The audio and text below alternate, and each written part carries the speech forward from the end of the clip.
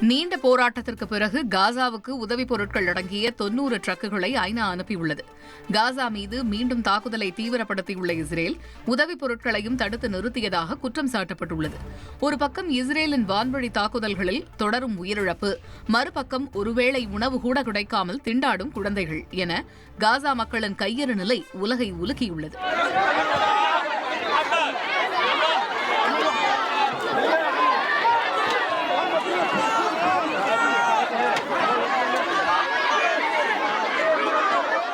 இதனிடையே காசாவில் உடனடியாக மனிதாபிமான உதவிகள் சென்று சேராவிட்டால் ஏறக்குறைய 14,000 குழந்தைகள் உயிரிழக்க நேரிடும் என ஐநா சபை எச்சரித்திருந்தது.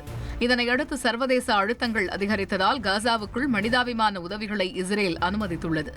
அதன்படி சுமார் 2 மாதங்களுக்கு பிறகு முதற்கட்டமாக உணவு, மருந்து உள்ளிட்ட உதவிப் பொருட்கள் அடங்கிய 90 ட்ரக்குகளை காசாவுக்கு ஐநா அனுப்பியது.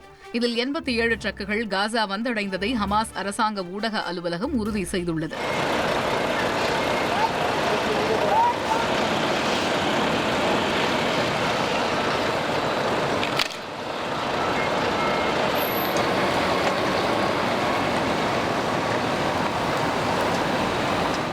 இதேபோல் காசா மீதான முற்றுகையை தளர்த்தவும் தொடர் தாக்குதல்களை நிறுத்தவும் இஸ்ரேலுக்கு உலக நாடுகள் அழுத்தம் கொடுக்க தொடங்கியுள்ளன.